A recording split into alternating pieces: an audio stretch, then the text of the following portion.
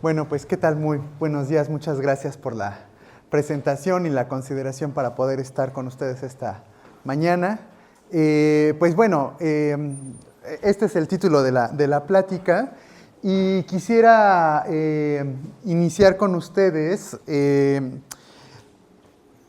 tratando de discutir sobre un concepto que me parece está evolucionando y que es el concepto de autoría. Claro, yo estoy pensando mucho en la dimensión de la autoría académica. Entonces, haciendo un repaso muy general, ¿no?, sobre lo que ha pasado con este concepto, llego a este momento, ¿no? Bueno, claro, es la antigüedad. ¿Alguien me puede decir el nombre del pintor de este mural? El nombre. Porque el mural todo el mundo lo conoce, ¿verdad? Los famosos murales de Altamira. Pero me parece que nadie conocemos el nombre de quien haya pintado ese mural. Entonces, a lo que voy es que en la antigüedad parecería que lo importante no era quién hacía las cosas, sino qué hacía, ¿no? Entonces, todos conocemos con lujo de detalle, ¿no?, este mural en términos de lo que representa, pero no ubicamos quién es propiamente el pintor o la pintora de este mural. ¿Alguien me puede decir quién escribió de puño y letra la Biblia? Pues está complicado, ¿no? O sea, podrían ustedes decirme, no, pues hay un montón de libros que conforman la Biblia, etcétera, etcétera. Sin embargo, creo que sí les es fácil si les pregunto quién imprimió esta Biblia en particular. ¿Quién la imprimió? Gutenberg, ¿no? Entonces, fíjense, hubo una época en donde lo importante no era quién escribía, sino quién te publicaba. Me suena como muy a lo actual, ¿no? O sea, así como, ay, no, si yo no publico en Elsevier, en Springer o en Wiley, entonces como que no estoy en el modo correcto, ¿no? Bueno, miren, pues esto es de 1440, ¿no?, donde parecería que lo importante no era quién escribía, sino quién te publicaba. Entonces, vean cómo hay una evolución en términos del concepto. Y bueno, en 1710 se publicó que se conoce como el Estatuto de la Reina Ana. La Reina Ana ha de ser como la tatarabuela del rey Carlos de Inglaterra. Y esta señora se dio cuenta que los impresores de la época de Gutenberg, o sea, de 1440, les decía, a 1710, lo importante, decía yo, era quién te imprimía. Y entonces lo importante eran los impresores.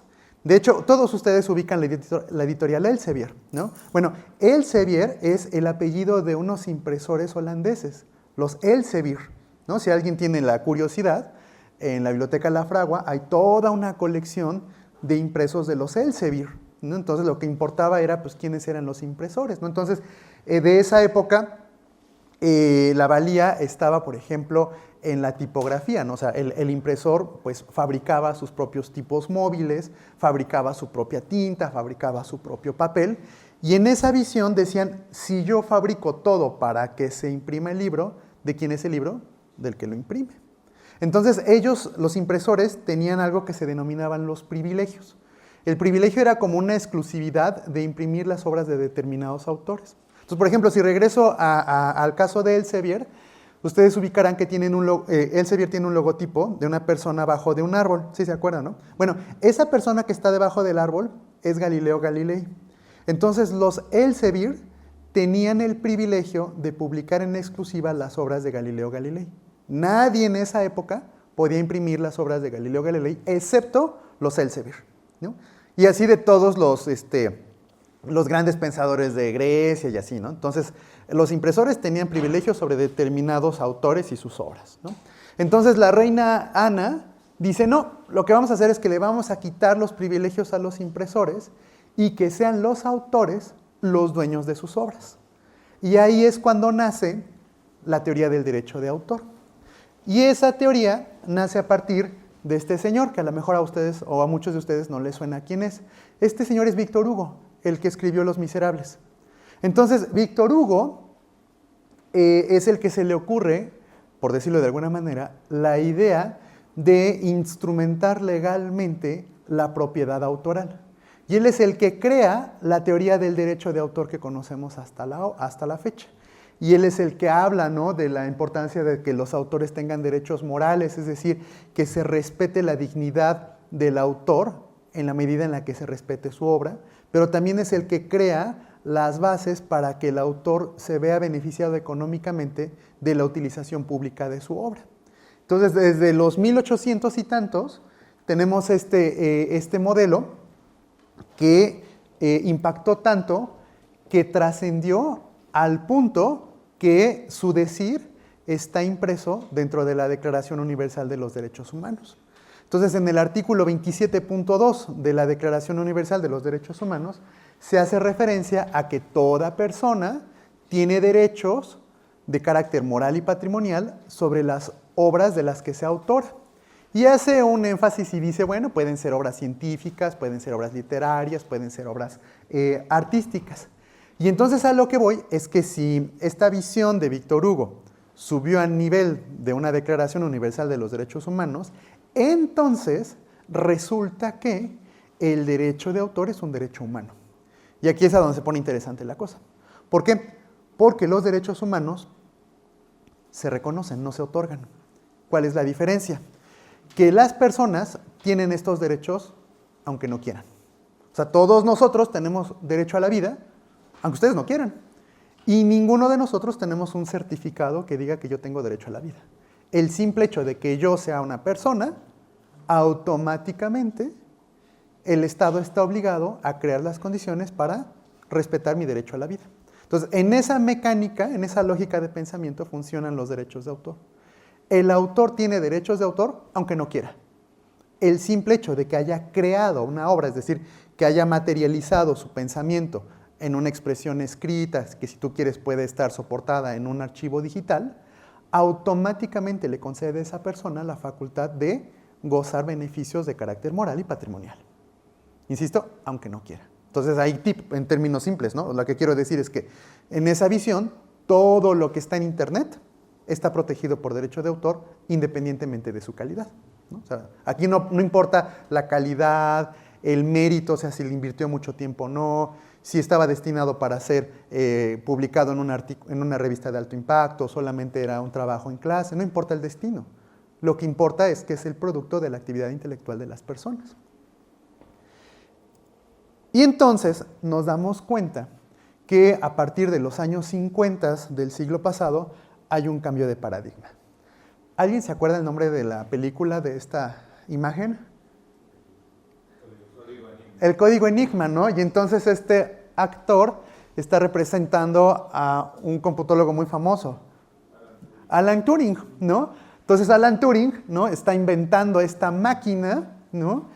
Y derivado de eso, en 1950, Alan Turing, el padre de la inteligencia artificial, publica un artículo, fíjense, en una revista que se llama Mind, ¿no? O sea, como mente. O sea, un computólogo publica un artículo en una revista de psicología en donde la pregunta de investigación es si las máquinas pueden pensar. O sea, es 1950, o sea, les estoy hablando de 75 años atrás. Y entonces, de ese artículo deviene la famosísima prueba, ¿no?, de si las máquinas pueden pensar o no. Y esa prueba es relativamente sencilla, ¿no? Entonces, lo que hace la prueba Turing, es que hay un individuo, ¿no?, que no puede ver a sus interlocutores, ¿no? Y entonces, el objetivo es que el individuo que cuestiona llegue a confundirse y no sepa quién le está contestando, si le contesta una máquina o una persona. Y entonces, el que está cuestionando pregunta, ¿tienes cabello?, ¿no? Y entonces la persona contesta sí. ¿Y la máquina qué creen que hace? Emula la respuesta de quien está contestando y dice, yo también. Entonces, la inteligencia artificial en la prueba Turing demuestra que las máquinas no es que piensen, sino que emulan el pensamiento. Y eso, insisto, hace 75 años. Entonces, si yo lo traigo a la actualidad con todas las capacidades de la inteligencia artificial, lo que vemos es una capacidad de emulación pues muy elevada, ¿no? Al punto que parece que ya hasta nos superaron.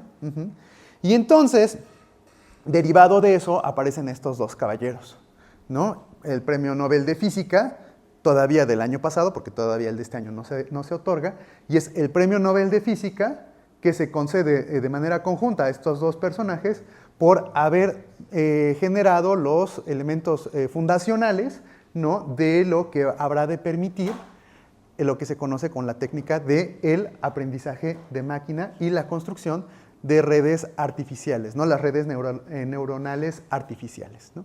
No sé si alguien ha visto en TikTok o en Instagram el discurso de recepción del premio Nobel de estos señores. Si lo buscan, lo van a encontrar. Y me parece que es el señor que está abajo, es el que recibe propiamente el Nobel. Y es un discurso de 1 minuto en donde dice, yo estoy bien preocupado. Estoy bien preocupado por lo que va a pasar con la inteligencia artificial. O sea, casi dice, yo no sé si deberían haberme dado el premio o no. Porque pues, lo que hice pues, era un ejercicio matemático, pero no me imaginé hasta dónde iba a llegar, ¿no? Ahora, estas redes neuronales, ellos las describieron matemáticamente hace 25 años, ¿no? O sea, acuérdense que el premio Nobel no se da sobre algo que hayas hecho el año pasado, ¿no?, sino una trayectoria, y en la trayectoria de estos señores, pues es que desarrollaron este planteamiento de las redes neuronales, ¿no? Bueno, entonces, la pregunta es que si la inteligencia artificial puede imitar la escritura, y la respuesta es contundente, ¿sí?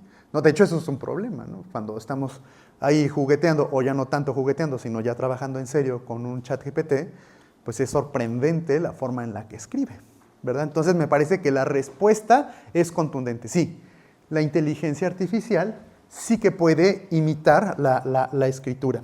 Y entonces es tal el grado de imitación de la inteligencia artificial en términos de la escritura, que el ámbito académico pues ya se ha empezado a cuestionar sobre estas capacidades, ¿no? Porque imagínense, todos nosotros empezamos a usar el ChatGPT a principios de 2023, no sé si se acuerdan. O sea, la verdad es que tiene bien poquito tiempo. Si lo piensas, tiene bien poquito tiempo. Entonces, eso nosotros. Bueno, había académicos que claro que cuando se liberó el ChatGPT en noviembre de 2022, para esa misma fecha ya estaban escribiendo artículos con ChatGPT. Y claro que para ese entonces ya estaban enviando artículos escritos con asistencia de inteligencia artificial a revistas para efectos de publicación. Y entonces la gran complicación cayó del lado de los editores y de los árbitros de las revistas, porque les empezaron a llegar artículos cuyos autores incluían a un tal ChatGPT, ¿no? O sea, los autores, imagínense ustedes, escriben un artículo y dicen, pues sí usé ChatGPT. Y entonces ustedes en el ejercicio de la ética dicen, pues yo lo pongo como coautor, ¿no? Y entonces imagínate que tú eres el editor, ¿no? O sea, yo soy el autor que hizo colaboración científica con el ChatGPT, y entonces yo a ustedes les envío mi artículo, y ustedes ven que el autor dice Ricardo Villegas, punto y coma, ChatGPT, punto y coma, Carmen Cerón, punto y coma. Entonces, pues ustedes dicen, ¿y ese ChatGPT quién es? Y además, lo peor de todo, es que empezaban a aparecer ese autor en artículos de medicina y de ingenierías ¿no? Y entonces los editores dijeron, aquí algo está mal. Y no voy a decir que tuvieron que cambiar sus políticas editoriales, sino cuestionarse en dónde estaban parados. Y una de las respuestas es la que tenemos en este artículo, ¿no? Entonces es un artículo en donde se preguntan, ¿no?, los editores si la inteligencia artificial podría escribir artículos científicos. Y les pongo ahí en subrayado en azul, en donde dicen, lo que tenemos que hacer nosotros los editores es regresar a definir, no a redefinir, a definir el concepto de autoría científica.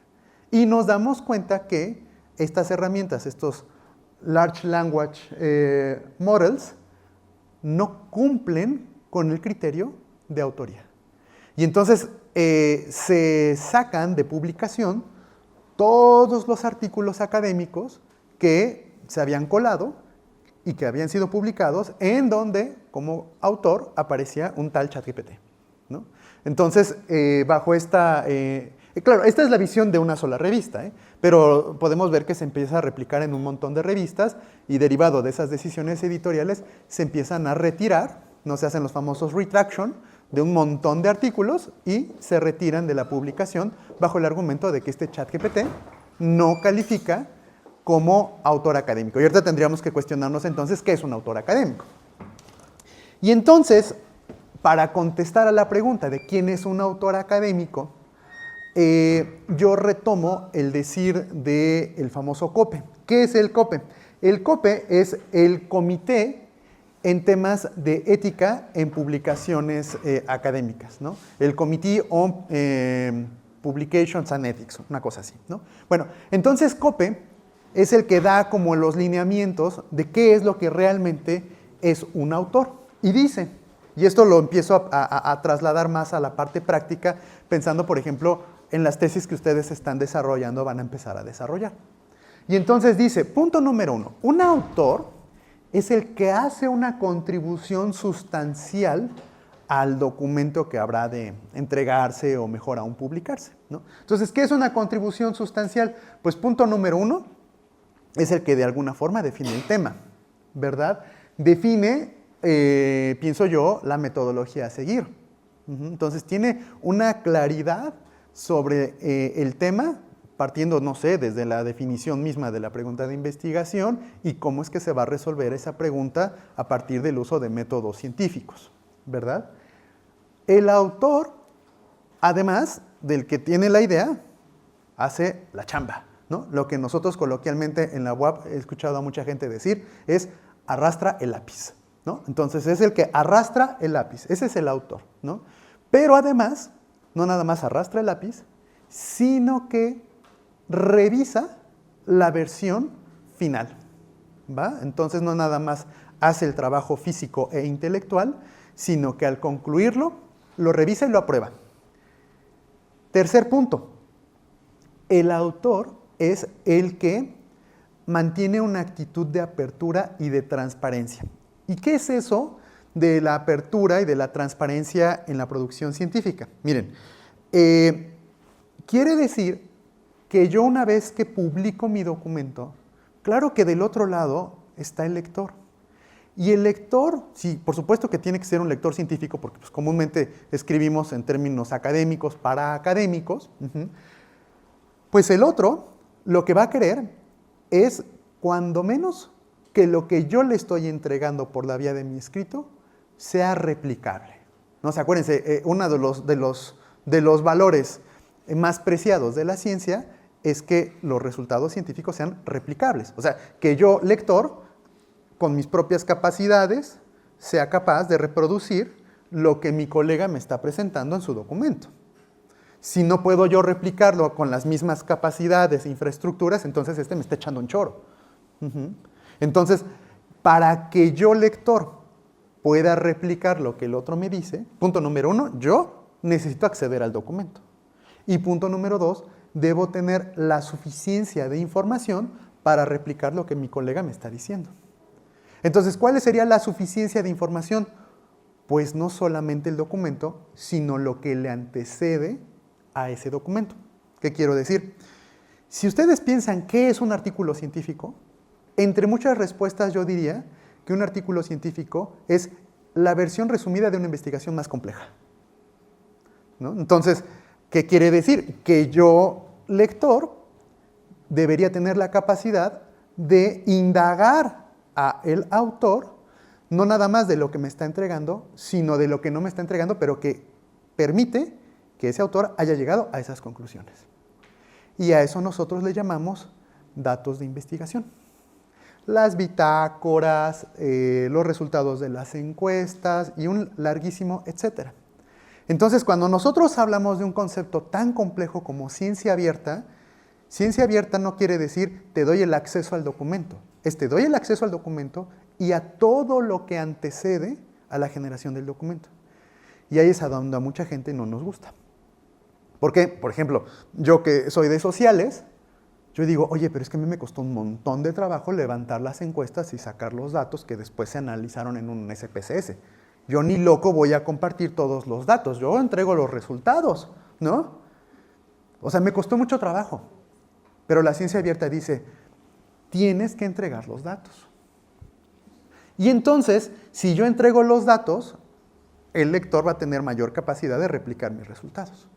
Y lo que no nos gusta a muchos es que en una de esas, al otro no le sale el mismo resultado. Y entonces mi ciencia ya no fue replicable. Por eso es que mucha gente dice, mejor nada más los resultados, ¿no? Pues no, va más allá, ¿no? Por eso se habla de ciencia abierta y comprometida, ¿no? O sea, me comprometo con el lector, ¿no? Y luego la cuarta es que yo me hago responsable de lo que escribo, ¿no? Entonces, lo que menos puede hacer una herramienta de inteligencia artificial es asumir responsabilidad sobre lo que escribe. ¿A qué voy? Por ejemplo, si ustedes generan un contenido con un chat GPT, lo que menos podría hacer la herramienta de inteligencia artificial es decirles con lujo de detalle de dónde sacó esa información. O sea, la inteligencia artificial sufre de una cosa que se le llama el fenómeno de la caja negra.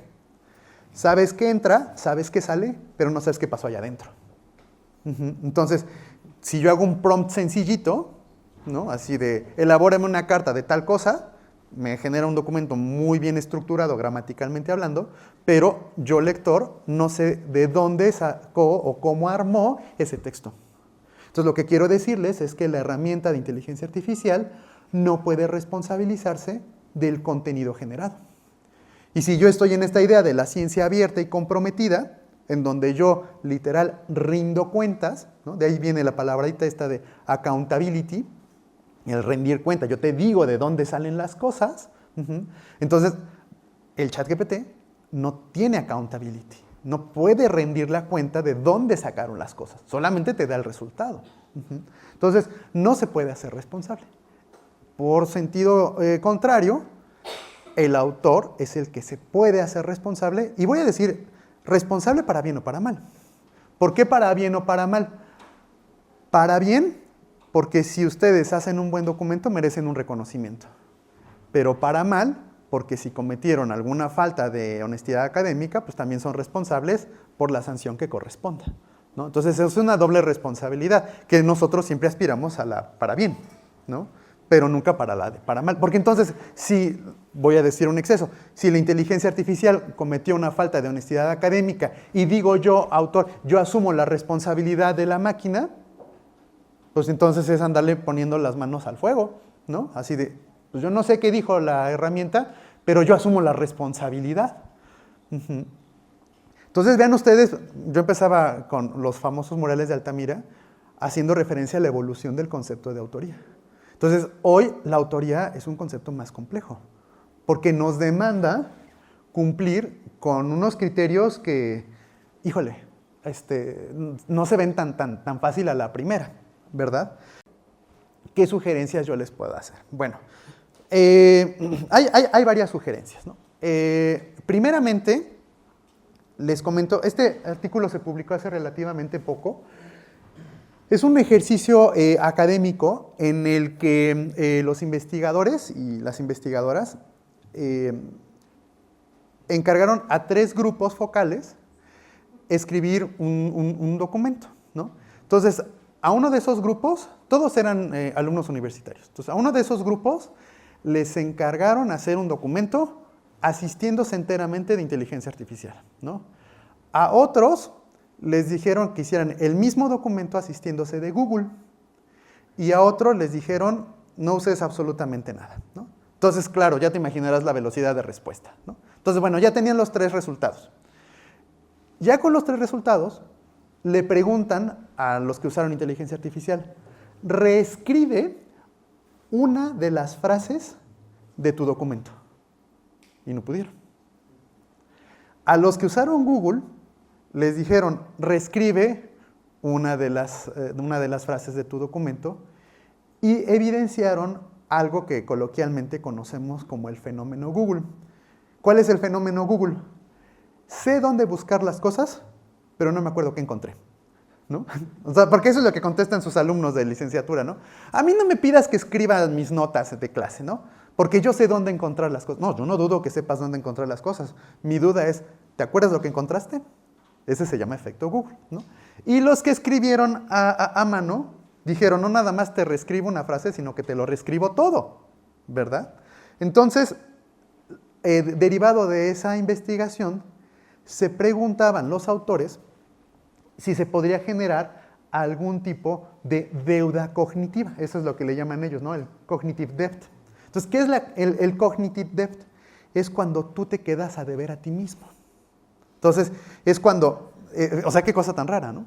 O sea, le debo al banco, pero no sabía que yo podía deberme a mí mismo, ¿no? Entonces, el deberme a mí quiere decir que yo ya no puedo responder por aquello que yo dije que yo hice.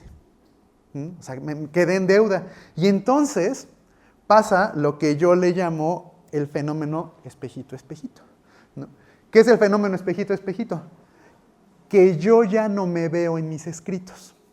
O sea, generé un documento académicamente y estructuralmente y gramaticalmente perfecto, pero cuando me busco en ese documento, yo ya no me veo, ¿no? Entonces es el fenómeno espejito-espejito. O sea, ya esta chica se busca y ya no se ve. Entonces ahí habría como una propuesta, ¿no? O sea, ten cuidado, porque cuando tú leas tu documento y no te veas, entonces ese documento ya no es tuyo. Y entonces,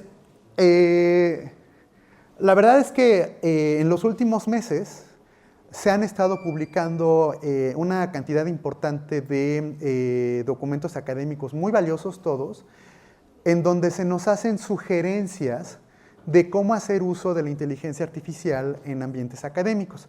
Y de eso rescato que está como llamando mucho la atención dentro de la literatura. Fue publicado hace escasas semanas y me gusta mucho porque además es del área de ciencias de la salud. Entonces acá nos da algunos ejemplos de cómo sí puedes usar la inteligencia artificial y te dice, sí, apóyate con la inteligencia artificial para hacer revisiones de la literatura. Entonces, ustedes conocerán ya un montón de herramientas, ¿no? Conocen, por ejemplo, una que se llama Elicit, se escribe Elicit, ¿no? Entonces, buenísima para hacer revisiones de literatura, ¿no? El mismo ChatGPT o si han usado Notebook LM de Google, ¿no? Que cargas una serie de documentos y haces como una conversación a partir de los documentos en particular para evitar que alucine el ChatGPT, ¿no? Sino que la base de información es lo que tú dispongas, pues también es muy buena. O sea, hay un montón de herramientas para hacer revisiones de literatura, ¿no? Te puedes ayudar para hacer estos primeros esbozos, ¿no? En la redacción de tu documento, para tener claridad en los conceptos. Fíjense ustedes que, digo, en el doctorado, yo me acuerdo que alguien preguntaba en alguna ocasión, oigan, ¿qué es un doctorado? ¿No? Y alguien contestó, un doctorado no es otra cosa más que una escuela de métodos científicos, ¿no? O sea, aquí en el doctorado lo que realmente vienes, o deberíamos venir, es aprender métodos científicos para resolver dudas científicas, ¿no? Que se traducen en resultados de investigación. Y entonces nosotros, en este ánimo del estudio de los métodos científicos, tenemos que partir de teorías, ¿no? Entonces, muchas veces esas teorías pues, se nos escapan del alcance, ¿no? Entonces, una herramienta como ChatGPT nos ayudaría, por ejemplo, a definir las teorías desde las que vamos a abordar nuestras propias investigaciones. Ni qué decir del apoyo que nos puede representar para hacer corrección de gramática y de consistencia o de coherencia, ¿no? Porque acuérdense que la fortaleza de los LLM está en la capacidad de emulación de la escritura. O sea, como quien dice, esas herramientas fueron entrenadas particularmente en reglas gramaticales. Entonces, es muy oportuno hacer uso de esas capacidades enseñadas a esas herramientas para aplicarlas a nuestros propios documentos. Entonces, fíjense, ahí, si se dan cuenta, yo estoy dejando un punto entre líneas. O sea, lo importante es que yo genere el contenido y una vez que yo genere el contenido sea mejorado por la herramienta, no a la inversa.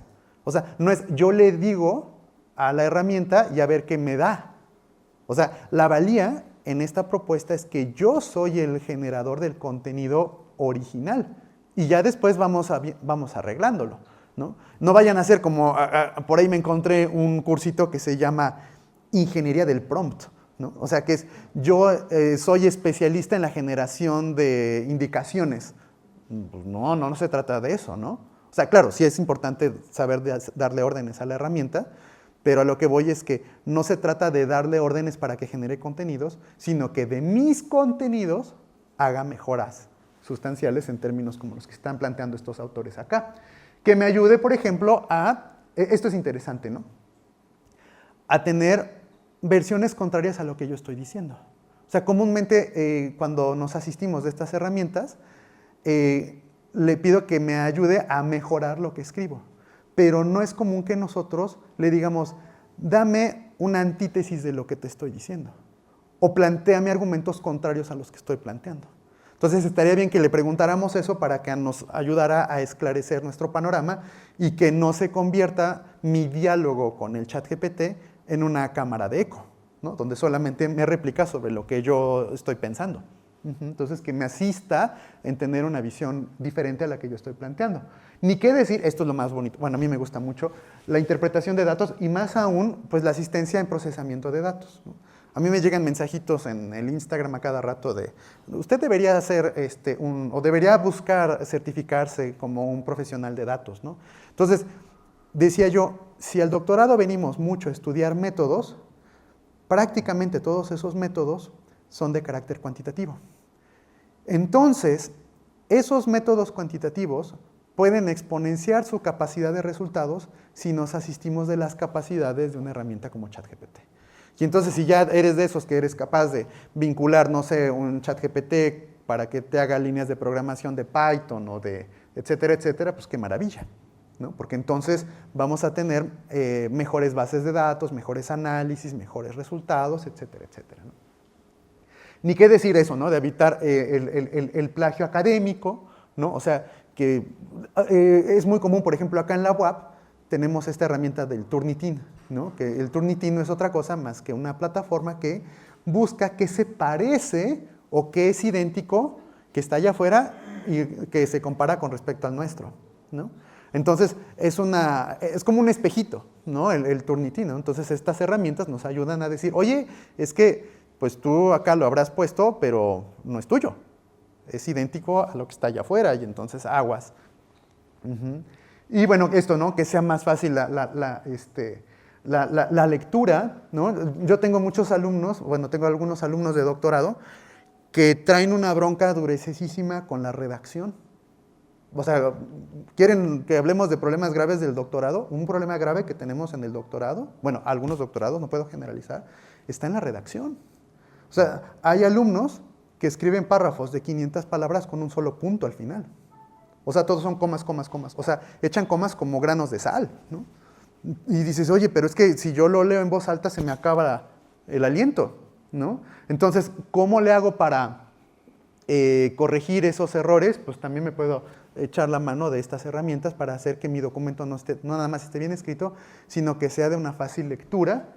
Y, bueno, ni qué decir de las famosísimas capacidades de traducción, que son realmente maravillosas, ¿no? Entonces, como pueden darse cuenta, sí que la inteligencia artificial es una herramienta de asistencia, pero, insisto, creo que el secreto está en que la usemos como un asistente y no como un sustituto. Muchas gracias por su atención.